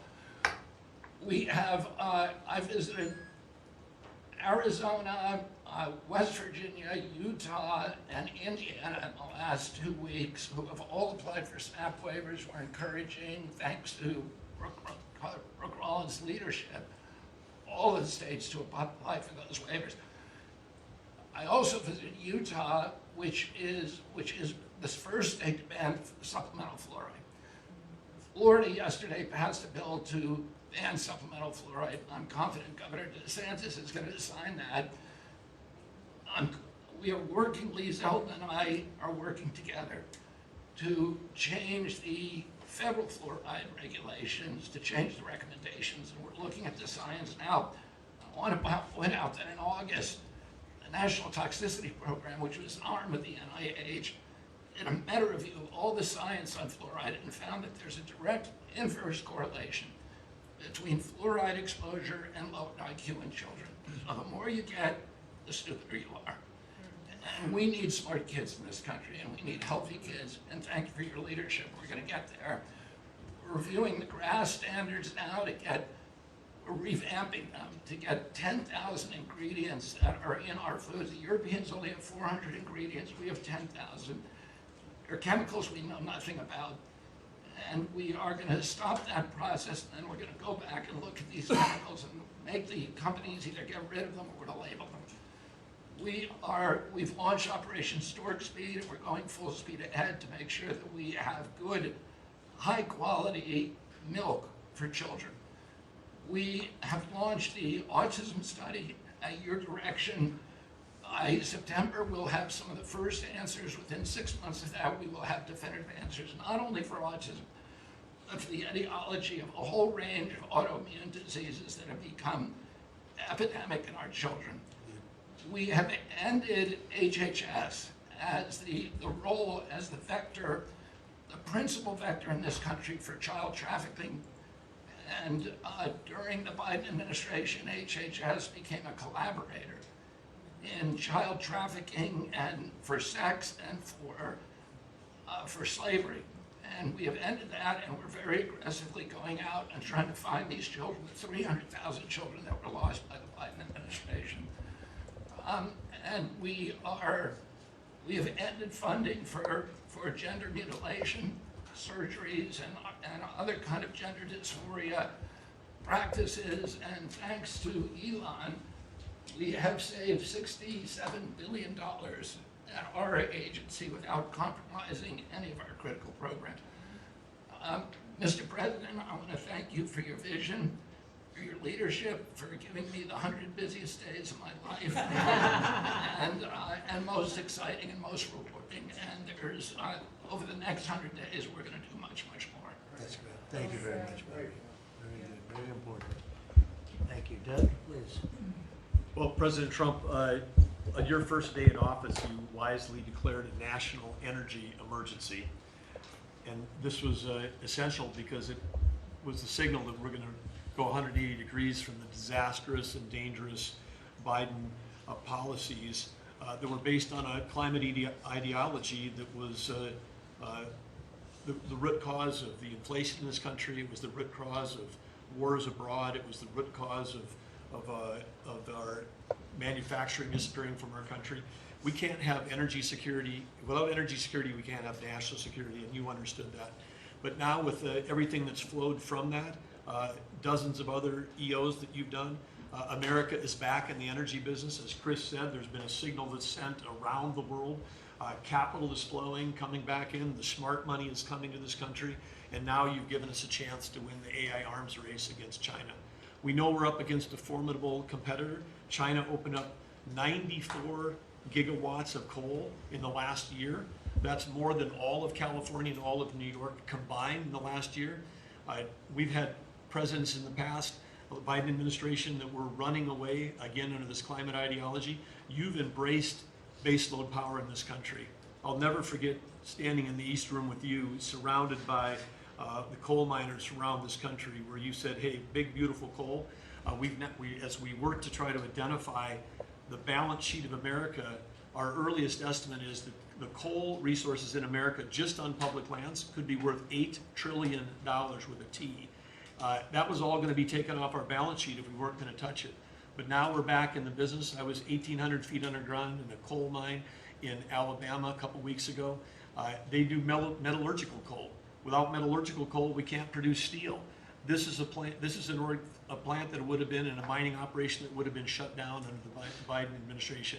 What we're doing here, back in the business, we're doing leasing.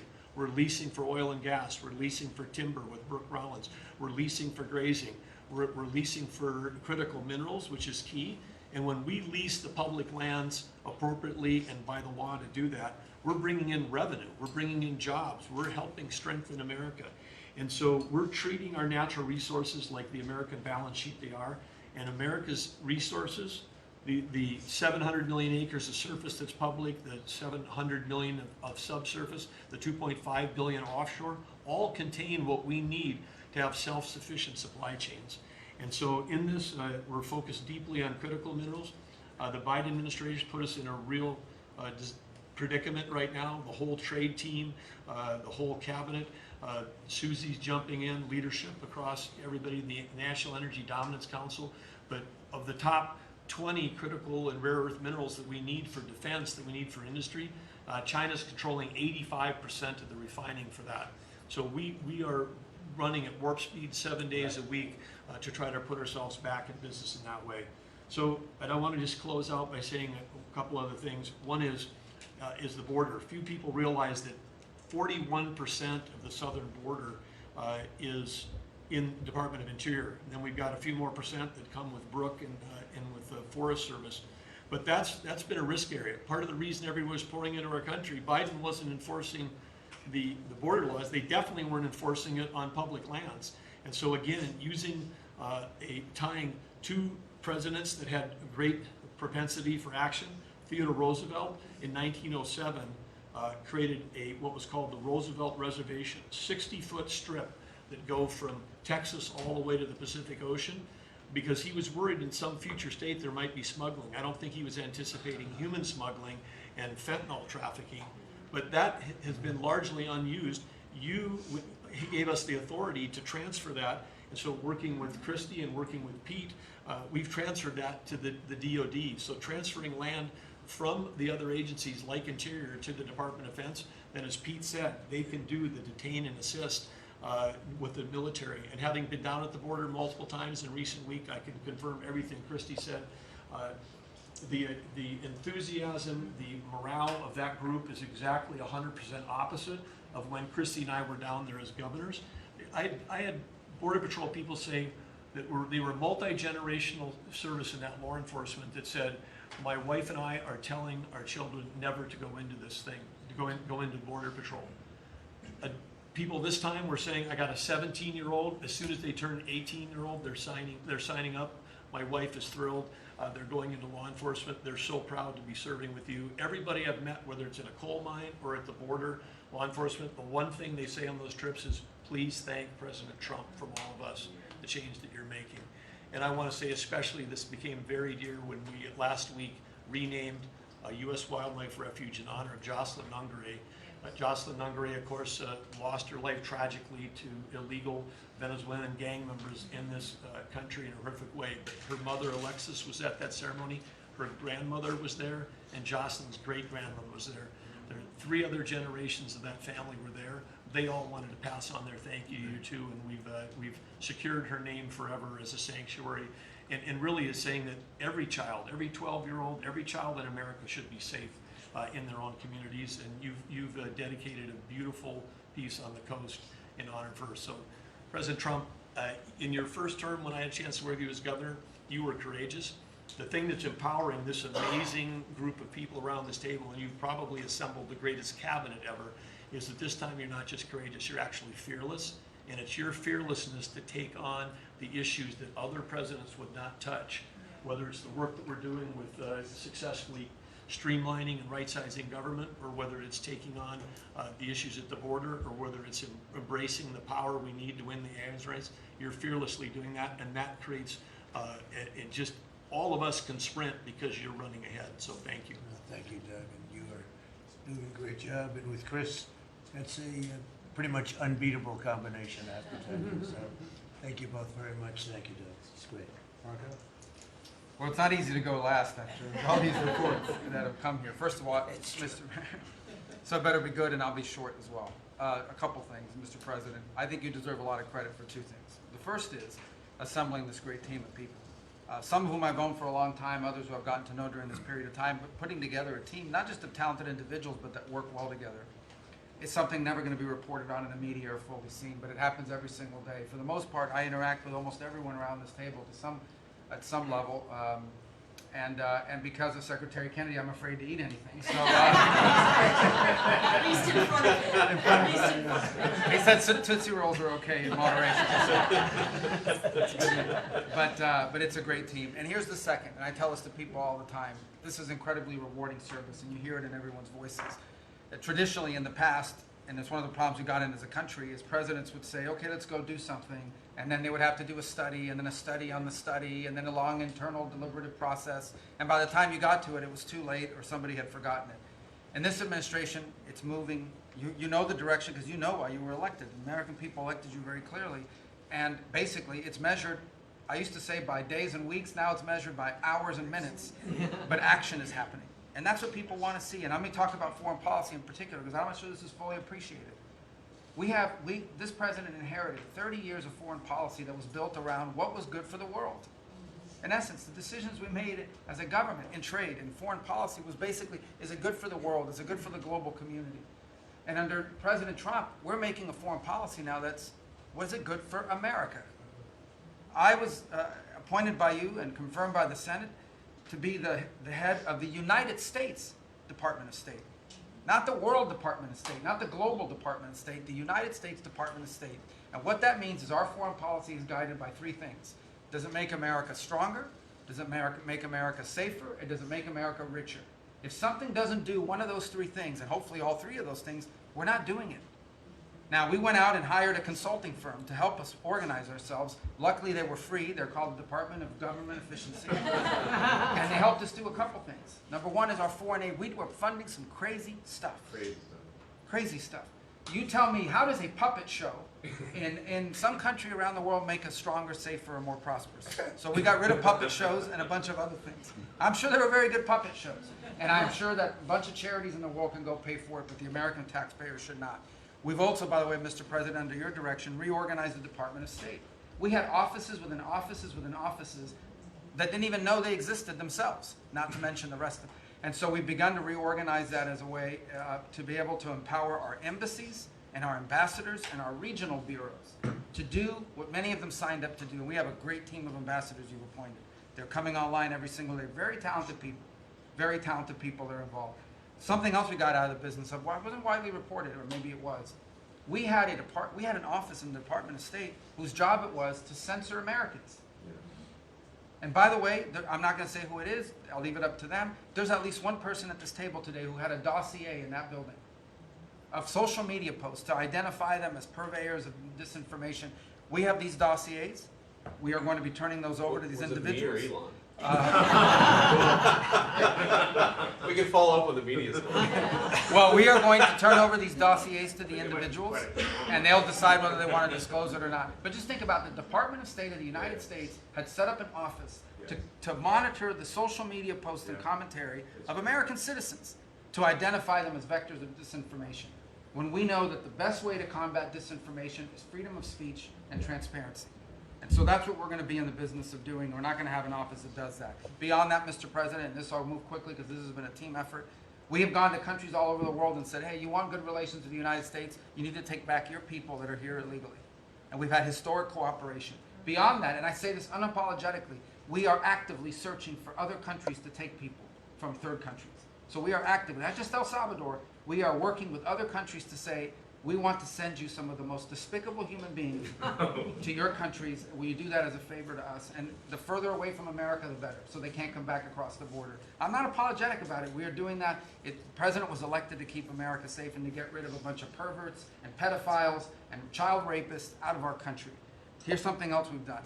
We stopped giving student visas to people who are coming here to burn down our universities and take over libraries and harass people. Why are we giving student visas to people who are coming here to create disruption?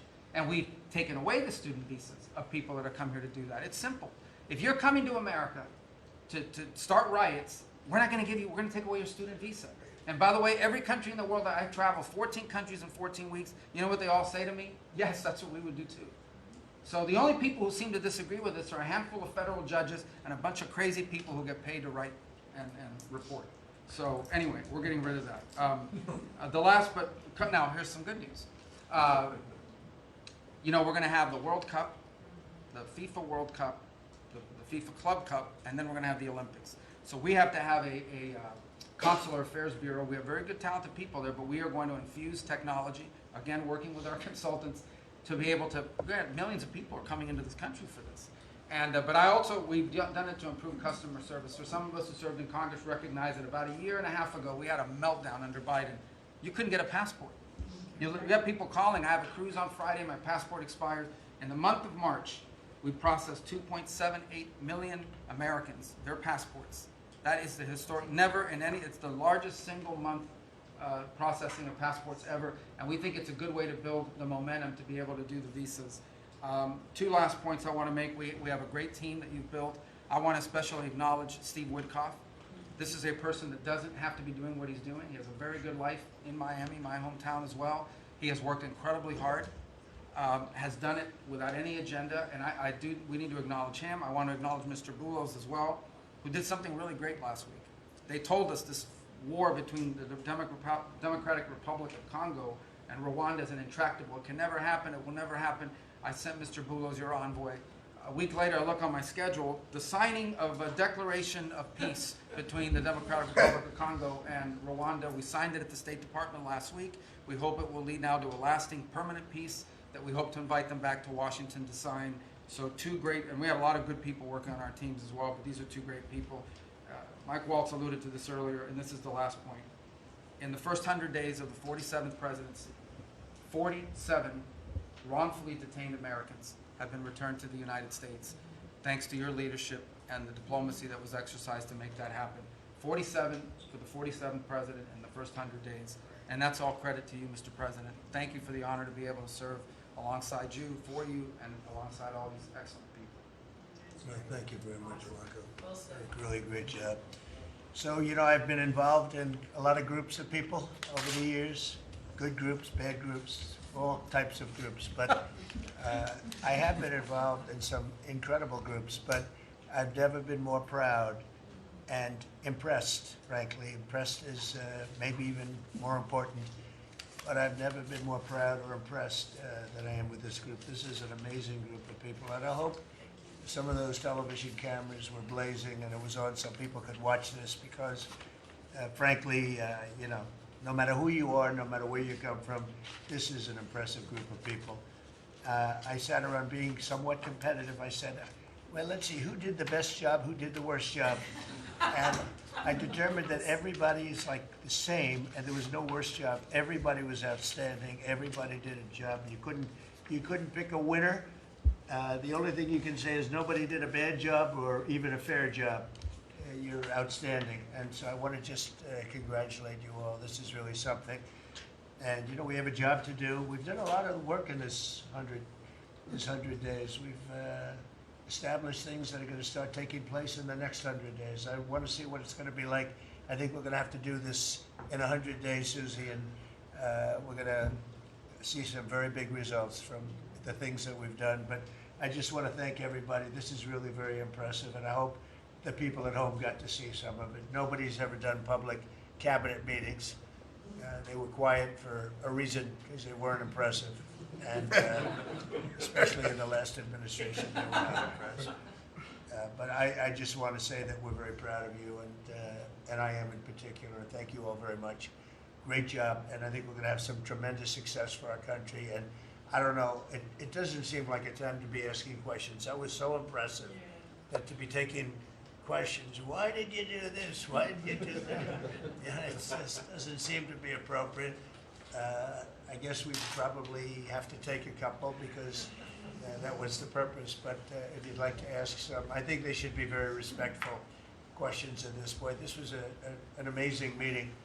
And so if you'd like to ask a couple, if you'd like to pinpoint them to some of the secretaries, et cetera, yes, would be fine. Yes. Secretary Rubio, can I ask you a question? You brought up El Salvador in your remarks. Have you been in touch with El Salvador about returning Abrego Garcia? Has a formal request from this administration been made? Well, I would never tell you that. And you know who else I'll never tell? A judge. Because the conduct of our foreign policy belongs to the President of the United States and the executive branch, not some judge. So we will conduct foreign policy appropriately if we need to, but I'll never discuss it. And no one will ever make us discuss it because that's how foreign policy works. Mr. President, yesterday you told ABC News, Mr. President, you told ABC News yesterday that you could get Abrego Garcia back if you wanted to. Do you think President Bukele would turn you down if you made that request? I really don't know. I know that he's been a great friend of our country. He's gotten a lot less money than this would take from us if we were going to build these jails and do what he's doing. And they run a very professional operation. I don't know. I haven't spoken to him. I really leave that to the lawyers, and I take my advice from Pam and everybody that is very much involved. They know the laws, and we follow the laws exactly. Mr. President. Yeah, During the please. transition, sir, you frequently took credit for the stock market highs. You said it was a reflection of how well you were doing in the polls, and then after you were elected, you said the stock market highs were a reflection of how well the transition's going and the American people's confidence in your incoming administration. Now, the stock market's not doing so well, and you're saying that's the Biden stock market, yet you are the president. Can you explain that? Yeah, I'm not taking credit or discredit for the stock market. I'm just saying that we inherited a mess, both at the borders. You could look at every single one of the people here, and no matter who it is, they're doing better, and they are far superior to what took place for 4 years before us. When you look at prisoners being allowed to come into our country at will, just at will, people from mental institutions, gang members, drug dealers, when you look at that, what they've done to our country, and also having to do with finance, look at what happened with inflation. We had the worst inflation probably in the history of our country. They say 48 years, but I would say in the history of our country, it ate away at people. And even though you saw a stock market going up somewhat, because in my case, I had the biggest stock market increase, 88% in the last term, in my last term. But I don't view the stock market as the end all. It's an indicator. But what the stock market really tells you, and when you look at the stock market in this case, is it says how bad a situation we inherited. I took place, this is a quarter that we looked at today, and we took all of us together. We came in on January 20th. So this is Biden, and you could even say the next quarter is sort of Biden because it doesn't just happen on a daily or an hourly basis. But we're turning it around. It's a big ship to turn around, and we're going to have the greatest country financially in the history of the world, I believe. I think we're going to do things that, and we had to do it. We reset the table. We were being ripped off by every single country with just about, without exception. I'd have to really think hard for who hasn't taken advantage. And I don't even blame those countries. I blame the person that was sitting right here where I am for allowing it to happen, where our country was ripped off on trade, hundreds of billions of dollars, and now we're doing better than we've done in a long time. You know, we were losing $4 to $5 to even $6 billion a day on trade with Biden. And now we have it down to a very manageable number, and the tariffs, for the most part, haven't even kicked in yet. So that's the way.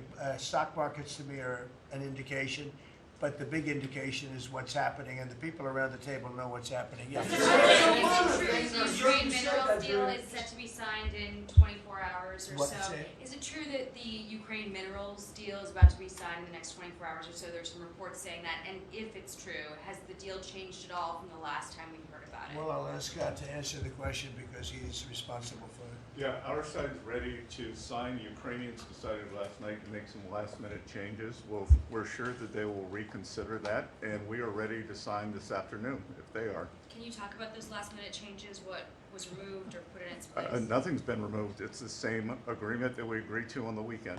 No changes on our side. Just to put that in perspective, though, when I came here, I said, how much money have we given to Ukraine? The real number is about $350 billion. It's unthinkable. And we had no security. We had no nothing. We were just pouring money there, unsecured money, putting it in banks, and anybody could have taken it out. You know, anybody over there, it was their decision. I've never seen anything like it. Europe, on the other hand, which is obviously that whole situation is much more important to Europe because we have an ocean in between. But Europe gave about $100 billion. It's a lot of money. It's a big sacrifice they made also. But they gave much less than we did. And their money is secured, totally secured, by deposits in banks. The deposits are largely Russian deposits. That's what Europe did, but their money is secured. So they gave $100 billion totally secured. We gave money like it's throwing it out the window. And it was done by Biden, and this is Biden's war.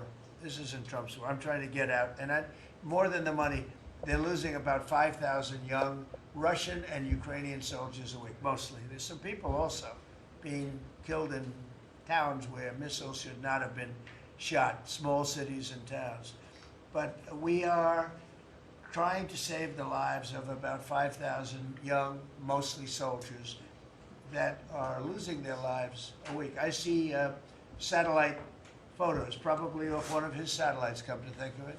But I see satellite photos every week of fields with arms and heads and legs scattered all over. It's a violent, violent, horrible situation. And more important than the money, I want to save the lives of people from other countries that are dying so stupidly, so needlessly, and they're dying. But I said, what are we doing? How did we get into this war? Would have never happened if I were president. Everybody knows, and it didn't happen for 4 years. Wasn't even thought of. I discussed it with President Putin a lot. Ukraine was the apple of his eye, but there was no way he was going to do anything. Zero chance. And I said, you know, we feel foolish. The Europeans are putting up money. It's totally secure. They get the money back. We're putting up much more money. We have absolutely nothing. And I didn't want to make a complicated deal. I didn't want to make a deal that couldn't be made because Ukraine doesn't have very much money. They're going through a very bad period of time. It's been brutal. But I felt very foolish being a judge. So I said, well, we want something for our efforts beyond what you would think would be acceptable. And we said rare earth. They have very good rare earth. As you know, we're looking for rare earth all the time. Rare earth is called rare for a reason. And they have a lot. And we made a deal where our money is secure, where we can start digging and doing what we have to do. It's also good for them because you'll have an American presence at the site, Chris. And the American presence will, I think, keep a lot of bad actors out of the country, or certainly out of the area where we're doing the digging. So we made a deal, and I assume they're going to honor the deal. And I put Scott in charge, and Scott's done it beautifully, but we haven't really seen the fruits of that deal yet. I suspect we will. I suspect we will. Mr. President, in progress. you had set a 90-day deadline through an executive order for Secretaries Hegseth and Noem to review whether to recommend to you whether to invoke the Insurrection Act to send troops to the southern border. Is that something you're still considering? Well, I'm talking to them, and it's not hard and fast, but I'm talking to them, and I will tell you that the border is the most secure it's ever been. We have never had anything like it. And when you said, Christy, before, it's 99.999, and I guess that means one person maybe, or two people. It's actually turned out to be 3 people came across the border versus hundreds of thousands of people under Biden. And we're talking about people coming. Look, people, they have souls, they have hearts. Many of them are good, but we have a country that's under siege. We have a country that really is I think it's under attack. In many ways, worse than under attack, because there are no uniforms. You don't know who the attacker is, so you really don't. It's not like you're fighting an army.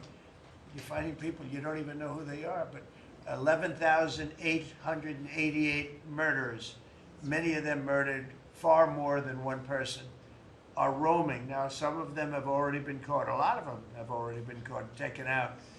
But we're being impeded by judges from doing our job. And hopefully that situation is going to be solved, because I think nobody wants to have murderers and people from jail, and I mean for serious, serious crime. I remember the Biden people used to say, no, these are aliens that came into our country and they don't commit crime. I said, they don't commit crime, they commit worse crime.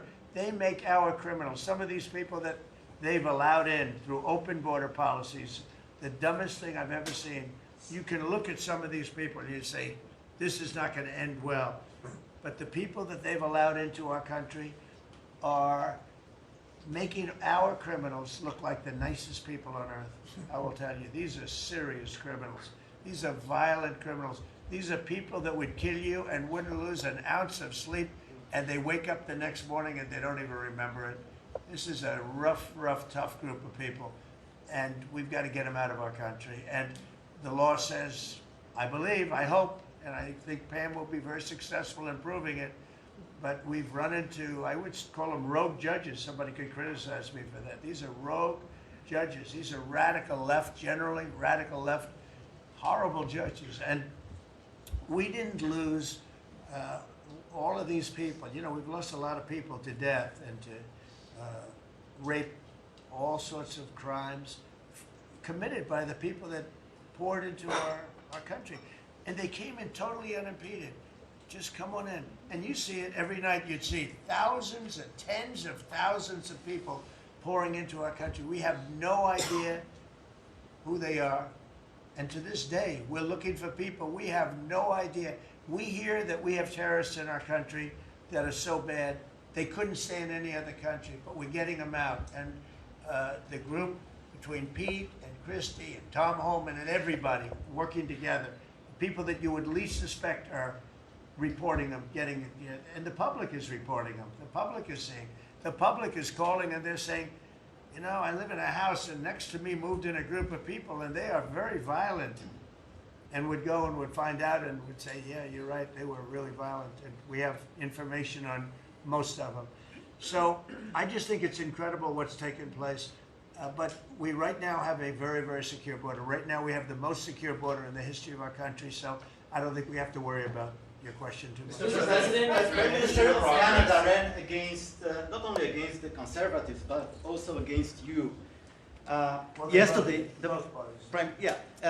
yesterday he spoke about American betrayal. Are you interested in rebuilding relations with Canada, and if so, how? No, well, I think we're going to have a great relationship. He called me up yesterday. He said, "Let's make a deal." You know, he was running for office. They both hated Trump, and it was the one that hated Trump, I think, the least that won. I actually think the conservative hated me much more than the so-called liberal. He's a pretty liberal guy. But no, I spoke to him yesterday. Couldn't have been nicer, and I congratulated him. You know, it was a very mixed signal because it's almost even, which makes it very complicated for the country. It's a pretty tight race, but he's a very nice gentleman, and he's going to come to the White House very shortly, within the next week or less. Mr. President, when will you speak to President Xi of China? That'll happen. I mean, look, right now, and I told you before, they're having tremendous difficulty because their factories are not doing business. They made $1 trillion with Biden, $1 trillion, even $1.1 trillion with Biden selling us stuff. Much of it we don't need. You know, somebody said, oh, the shelves are going to be open. Well, maybe the children will have $2 instead of $30, you know? And maybe the $2 will cost a couple of bucks more than they would normally. But we're not talking about something that we have to go out of our way. They have ships that are loaded up with stuff, much of which, not all of it, but much of which we don't need. And we have to make a fair deal. We've been ripped off by every country in the world, but China, I would say, is the leading one, the leading candidate for the chief ripper offer. There has never been a country that's been ripped off more than the United States of America under some of the dumbest leadership, and it usually starts with the president. And you can go back, and I'm not just talking about Biden. It's been the worst. I mean, the trade deficits and everything else, he's been the worst. But he had no idea what he was doing. And I think somebody ought to look at the auto pen to find out who was really running this country, because it wasn't Biden. Because nobody could agree to what he agreed to. I mean, he put our country at risk, at tremendous risk, and fiscal risk, financial risk. So I think we have it very much. I really believe that the next 100 days is going to be even better than this. Look, I read an editorial yesterday from a group that normally wouldn't write a good, that this is the most consequential presidency in history, in the history of our country. This is not a particular group that would write that kind of an editorial, but they see what we're doing and what we had to do. And I believe if this group, not just me, if this group wasn't here, I think our country was going to be in, if it was lucky, just serious trouble, but a lot worse than that. I think our country could have been a total disaster. Bad things were happening with our country, and we've stemmed the tide, we've turned it around, but we're going to really turn it around over the next 3 years, 3.5 years, we're going to turn it around, and then hopefully it'll be in such great shape. That's my goal, to put it in such great condition that it can't be destroyed. Do you believe You mentioned this last night in your speech in Macomb, but we're facing an unprecedented situation where there's a lot of abuses of nationwide injunctions, sort of seemingly designed to curtail your power, specifically when it comes to deporting these illegal, violent aliens that came in under the previous administration. Have you spoken to your team about ways to mitigate this and continue to deliver for the American people on that aspect? There are ways to mitigate it, and there's some very strong ways. There's one way that's been used by 3 very highly respected presidents, but we hope we don't have to go that route. But there is one way that has been used very successfully by 3 presidents, all highly respected, and hopefully we don't have to go that way. But there are ways of mitigating that. I want to thank you all very much. I thought this was an incredible cabinet meeting. I think there's probably has never been a cabinet meeting like this, and you've never seen it on tape, that I can tell you. And I want to just congratulate everybody at the table, but we have a lot of work to do, but we're off to a great start. Thank you very much, Do everybody. you enjoy, Mr. President, in the White House back second time? Thank you, How's your everybody. life here? Thank you, everybody. I'm working hard. I like my life. I'm working hard, but I like it because we're doing a lot of good for a lot of people. Thank you very much. Thank you. Thank you, everybody. Thank you.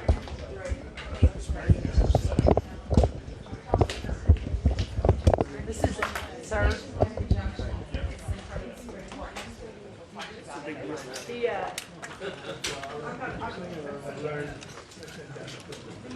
The,